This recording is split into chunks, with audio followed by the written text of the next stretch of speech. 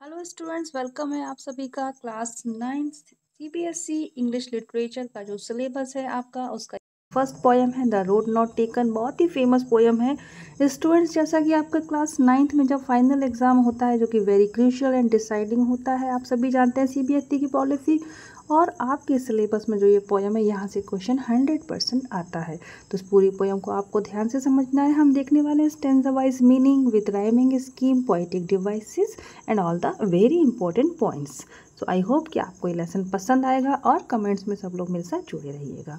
तो देख लेते हैं कुछ इसकी ये लेसन एंट्री है, पोयम एंट्री है, और इसमें क्या क्या बताया गया है कि ये पोयम कब पब्लिश हुई थी। 1961 में। रॉबर्ट फ्रॉस्ट इसके जो है मेन पोएट है, अमेरिकन है रॉबर्ट फ्रॉस्ट। आपके 1874 उनका जन्म है, 1963 उनका डिमाइस है। राइमिंग स्कीम हम देखते हैं ABAAP पर ये कैसे बनी है अभी हम आगे देखने वाले हैं बच्चों। और साथ ही साथ इसमें आपको कितने स्टैंजास मिलेंगे, टोटल आपको 4 स्टैंजास मिलेंगे। ओके, एंड क्या क्या इसमें डिनोट है ये सब हम कवर करते चलेंगे। तो जैसा कि आपके जो पॉइंट हैं आप देख सकते हैं यहाँ पे उनके बारे में कि उनका जो जन्म हुआ है March 26 to 1874 in San Francisco California and dead on the January 29, 1963 in Boston at the age of 88। So these are important points. और उनके इम्पोर्टेंट वर्क्स कौन से हैं? Birches, fire and ice, stopping by woods and etcetera. So let's start the important poems and stanza wise meaning. तो बच्चों, chapter को समझने का सबसे अच्छा तरीका ये होता है कि आपने जो चैप्टर समझना है उसमें कोई भी वर्ड, क्योंकि हम ये इंग्लिश पढ़ रहे हैं, उसमें कोई भी वर्ड ऐसा ना हो जिसका आपको मीनिंग ना आता हो। ओके, और स्पेशली पोयम में अगर ये चीज़ आपकी क्लियर है तो आपने कोई भी आपका पॉइंट गलत नहीं होगा, क्योंकि जब सीन पैसेज आते हैं आपके फाइनल एग्जाम में, ठीक है, 5 मार्क्स के, तो उसमें आपको ये बहुत हेल्प करता है, क्योंकि वहाँ पर 1 मार्क्स का क्वेश्चन इसी से आ जाता है कि कौन सा मीनिंग क्या है कोई भी पर्टिकुलर वर्ड्स का। तो देख लेते हैं, ये आपका फर्स्ट स्टेंजा है, टोटल 4 स्टेंजा है।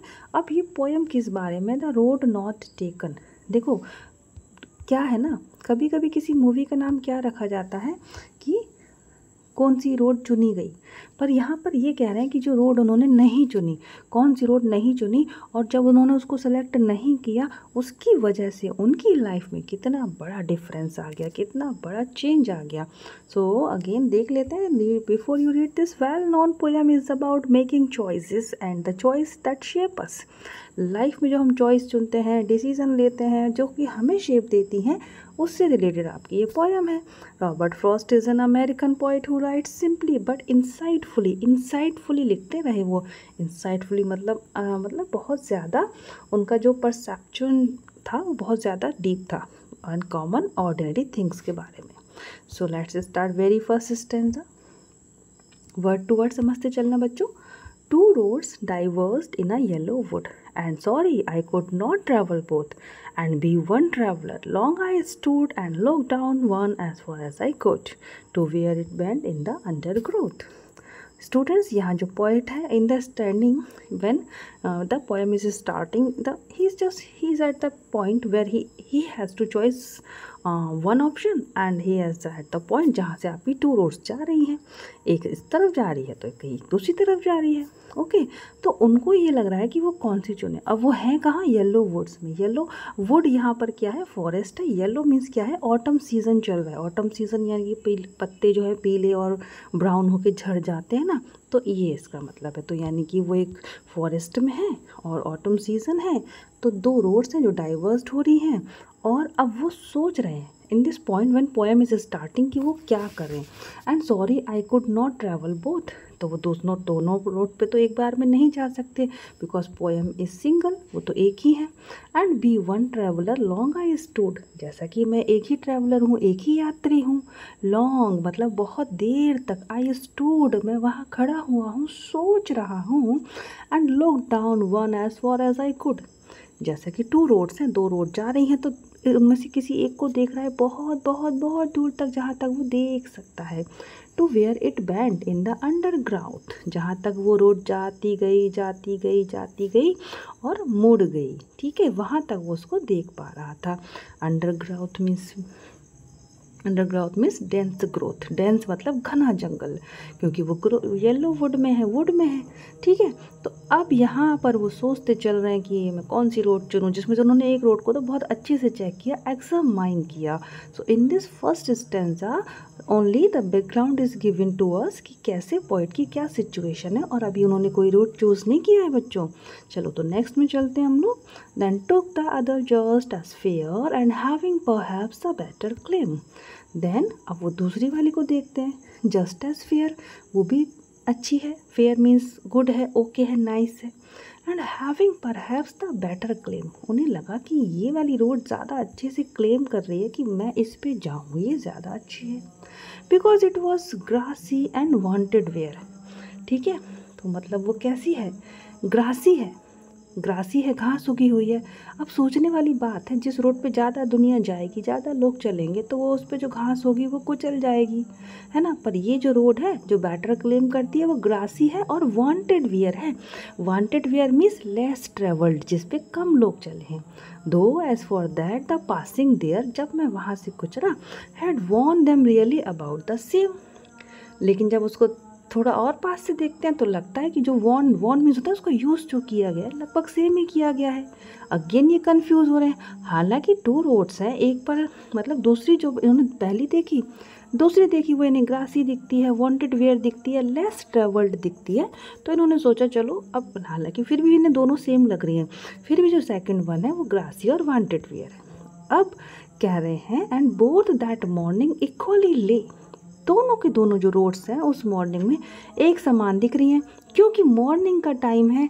क्यों ये बता रहे हैं, स्टार्टिंग का टाइम है, शुरू का टाइम है, जहाँ पर अभी दोनों रोड्स सेम चल रही हैं। अब जैसे जैसे दिन बीतेगा किसी पे लोग जाएंगे, किसी पे कम लोग जाएंगे, इसलिए मॉर्निंग में दोनों इक्वली दिख रही हैं।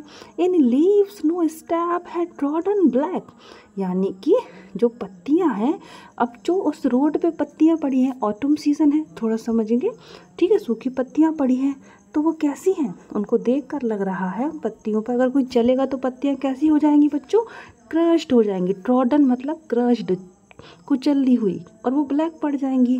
पर ऐसी एक भी पत्ती वहाँ नहीं दिख रही है, उन पे कोई स्टेप नहीं चला गया है।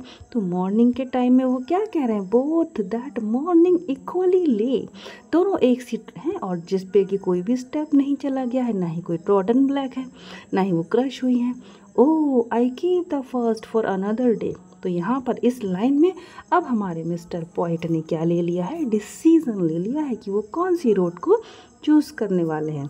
तो कह रहे हैं oh I kept the first for another day, जो पहली रोड थी ना जिसे उन्होंने बहुत दूर तक देखा था, जांचा था, उन्होंने कहा कि इस वाली रोड पे तो मैं कभी और जाऊंगा, another day, yet knowing how way Leeds on two way, जबकि वो ये जानते हैं कि जो भी वो चुनेंगे, माना कि इधर वो सेकंड वाली रोड को चुन रहे हैं, तो जब वो उस पर चलना शुरू कर देंगे तो वो रास्ता उन्हें किसी और रास्ते पर ले जाएगा, ये जानते हुए भी कि वो इस पे वापस नहीं आ पाएंगे, फिर भी उन्होंने इसको छोड़ दिया और क्या कहा, oh I kept the first for another day, मैं पहली वाली को किसी और दिन देख लूँगा, ओके। हालांकि उन्हें पता है कि कैसे जो रास्ता है, how the way Leeds on two way, उन्हें आगे ले जाएगा। आई डाउट इट, और उन्हें इस बात का भी डाउट है, if I should ever come back, क्या मैं वापस आऊँगा अनदर डे, जो क्योंकि वो यहाँ क्या कह रहे हैं, दूसरे दिन कभी भी और आके मैं फर्स्ट पे भी चला जाऊँगा, पर उन्हें डाउट है कि वो आएंगे भी कि नहीं आएंगे, ठीक है। अब लास्ट का जो स्टेंजा है, यहाँ से इम्पोर्टेंट इसकी जो लास्ट टू लाइन है, दैट आर वेरी इंपॉर्टेंट बच्चों। तो देखो क्या कह रहे हैं, I shall be telling this with a sigh. अब यहाँ पर ऊपर के जो 3 स्टेंजा थे उस समय तो वो सोच रहे थे, विचार कर रहे थे, फाइनली उन्होंने डिसीजन ले लिया थर्ड स्टेंजा तक आते आते कि he is going to choose the second road, okay. अब फोर्थ स्टेंजा में वो क्या कह रहे हैं कि फ्यूचर में जब उन्होंने जो सेकंड नंबर की रोड चुनी थी, जो लेस ट्रेवल्ड थी, ग्रासी थी, उसकी वजह से जब वो फ्यूचर में कहाँ से कहाँ पहुँच गए उस रास्ते पर चलते हुए, तो अब यहाँ वो क्या कह रहे हैं, I shall be telling this with a sigh somewhere ages and ages hence. Hence means होता है बच्चों फ्यूचर में, एजेस एंड एजेस मतलब बहुत आगे कहीं मैं बता रहा हूँगा, क्या बता रहा हूँ, विद अ साई, साई मतलब सुकून की सांस लेते हुए मैं बता रहा हूँगा आगे फ्यूचर में बहुत आगे कि 2 रोड्स थी जो कि डाइवर्ज हो रही थी एक वुड में, and I took the one less travelled, और मैंने कौन सी रोड चुनी, जो कि लेस ट्रेवल्ड थी। ओके, ये वो बात कह रहे हैं कि मैं आगे चल के फ्यूचर में बता रहा हूँ लोगों को। एक बार की बात है, मेरे सामने 2 रोड्स थी, मैंने ये रोड चुनी और आज मैं यहाँ पहुँच गया। And by that has made all the difference, और इसी वजह से सारा डिफरेंस आ गया। अब ये बहुत इंपॉर्टेंट बात है भाई, ये वो डिफरेंस है। बच्चों आपने पोयम को समझ लिया वर्ड टू वर्ड। चलिए अब हम इस पोयम का सिंबॉलिक मीनिंग समझते हैं। जी हाँ, आपके जो क्वेश्चंस होते हैं वो अंडरस्टैंडिंग मीनिंग से ज़्यादा आते हैं, क्योंकि ये पोयम किस बारे में है कि व्यक्ति कैसे अपनी लाइफ में डिसीज़न लेता है, कैसे अपनी चॉइस को वो चुनता है ना। तो यहाँ पर अब मैं फटाक से आप लोगों को जल्दी से बता दूंगी सारे पॉइंट्स कि ये इसका सेकंड मीनिंग क्या है। मान लो कि लाइफ में कोई सिचुएशन है और जो पोएट है या फिर कोई भी व्यक्ति है या आप हो, आपके सामने कोई चॉइस है, आप में से आपको उसमें से कोई एक चूज़ करना है। अगेन तो जो पोएट है, येलो वुड का मतलब क्या है। अब येलो वुड का मतलब ये है कि जैसे कि एक जगह है, यानी कि उसके खुद के एक्सपीरियंस हैं, तो वो उन एक्सपीरियंस को सोचते हुए सोच रहे हैं कि मेरे सामने ये 2 ऑप्शन है। आपकी भी लाइफ में करियर को लेकर आके ऑप्शंस आएंगे कि मैं कौन सा स्ट्रीम चुनूँ, कौन सी ग्रेजुएशन करूँ, है ना, कुछ ऐसा ही। तो वो दोनों को चेक कर रहे हैं। एक तो उन्होंने देखा, एक वो रोड थी जिस पे बहुत लोग चले हुए थे और दूसरी वो रोड थी जिस पे कम लोग चले हुए थे। मान लो कि हम एक दुनिया में भेड़ चाल चलती है कि कोई इंसान एक पर्टिकुलर कोर्स कर रहा है, तो उसके दोस्त या जिनको पता चलता जाएगा वो भी उसी कोर्स, हम भी वही करेंगे, हमें भी ऐसे ही करना है, हमें भी यही करना है, ना कि अपनी अंतरात्मा की आवाज़ सुनते हैं, है ना। तो लेकिन यहाँ पे पोएट को क्या मन हुआ कि नहीं, मैं कुछ डिफरेंट चुनूंगा। उन्होंने कौन सी रोड चुनी, लेस ट्रेवल्ड, जिस पे कम लोग गए हैं, और यहाँ से क्रिएट क्या हो गया, उनका डिफरेंस क्रिएट हो गया। और ये जो लाइन है ना आपकी, मॉर्निंग, मॉर्निंग का मतलब है स्टार्टिंग। जब आप स्टार्टिंग में कोई डिसीज़न लेते हैं तो आगे के दोनों ऑप्शन या दोनों चॉइसेस आपको सेम लगती हैं, लेकिन बात तो तब होती है कि आपने वाइजली अपना डिसीज़न लिया और उसको चूज़ करके उस पर चल पड़े उस रास्ते पर। और जो कि जिसका डिफरेंस, जिसका फ़र्क आपको कब दिखता है, फ्यूचर में दिखता है, जब आप अलग होते हो, सक्सेसफुल होते हो उन बाकी लोगों के मुकाबले जो भेड़ चाल चल के अपने जीवन में आगे बढ़ गए थे और मिडिल क्लास की नॉर्मल ऑर्डिनरी लाइफ वो जी रहे हैं। इम्पोर्टेंट आपका ये है इस पोयम का मेन सिंबॉलिक मीनिंग। तो बच्चों अब हम इसकी राइमिंग स्कीम देख लेते हैं। देखिए हर पोयम से कम 1 से 2 मार्क्स के क्वेश्चंस आते हैं, और कभी भी आपको ऐसा लगता है कि मैं एक मार्क्स को लेकर भी आपको इतना डिस्कस कर रही हूँ, तो क्योंकि वो इम्पोर्टेंट होता है। सब कुछ केवल क्वेश्चन आंसर याद करने से नहीं होता है, क्योंकि आपको लगता है चैप्टर है हम क्वेश्चन आंसर कर लेंगे, बट हमको सब कुछ साथ में लेके चलना होता है। Important words, rhyming scheme, figure of speech, और ये सारा आपके 1 मार्क्स मिला के आपके मेरिट को हाई करते हैं। तो राइमिंग स्कीम क्या होती है बच्चों, राइमिंग वर्ड्स तो देखो हमने बचपन में भी पढ़े होते हैं अपने प्राइमरी क्लासेस में, है ना, वही होती है। बस राइमिंग स्कीम पर करना क्या है, इसमें हर लाइन का लास्ट लेटर आप देख लेंगे, अंडरलाइन कर लेंगे, और उन्हीं के अकॉर्डिंग हम राइमिंग स्कीम कैच कर लेंगे। यानी कि जो वुड एंड स्टूड है वो सेम राइम कर रहा है। ओके, हमने उसको ए दे दिया। देन बोथ, है ना, वुड, स्टूड एंड कुड, ये तीनों सेम राइम कर रहे हैं। एंड बोथ एंड ग्रोथ एक सा राइमिंग कर रहा है।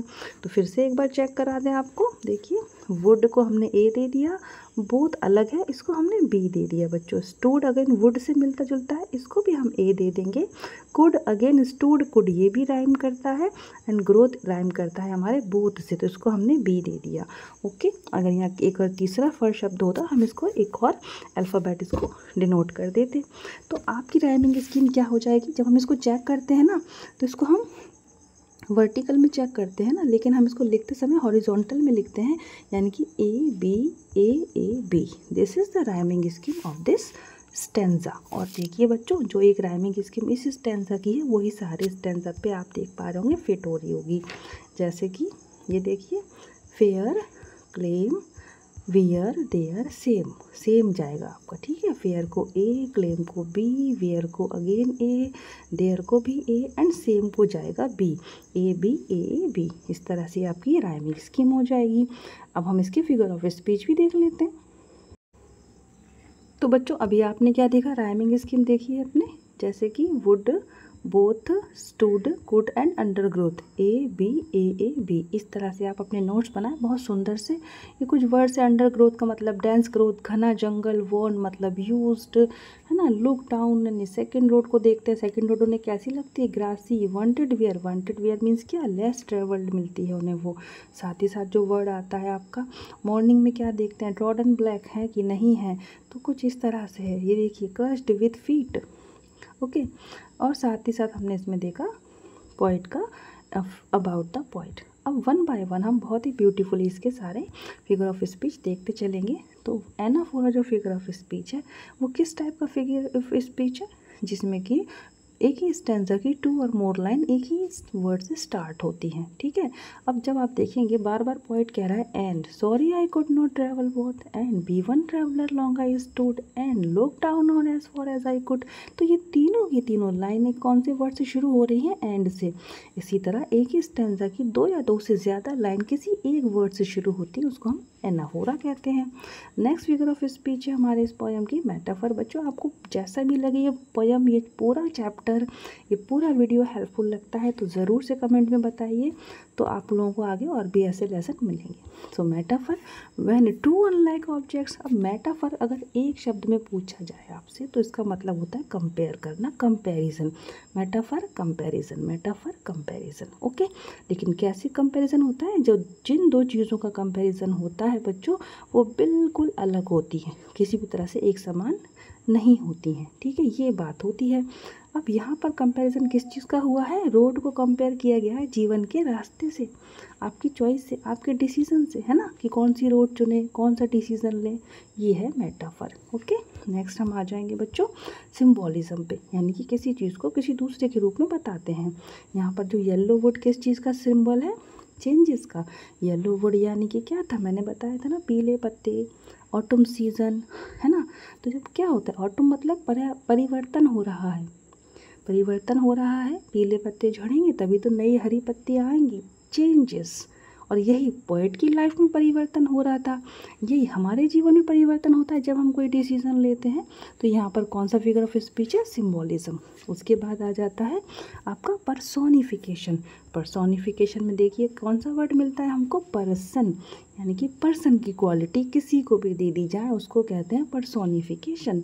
यहाँ पर उन्होंने क्या कहा है, किसको पर्सोनिफाइड किया है, उन्होंने रोड को पर्सोनिफाई कर दिया है, रोड को पर्सन की क्वालिटी दे दी है और रोड को बताया है वांटेड वियर, ठीक है, लेस ट्रेवल। तो ये तो पर्सन की क्वालिटी है कि कम चलना, कम चले हुए इंसान, है ना, हम चलते हैं नहीं चलते हैं, कम चलते हैं, तो ये पीपल की क्वालिटी है, इन्होंने रोड को बोल दिया ऐसा, ओके। देन आप आ जाएंगे एलिट्रेशन पे, बहुत ही फेमस है फिगर ऑफ स्पीच है और इससे बहुत ज़्यादा क्वेश्चंस आते हैं एग्जाम में।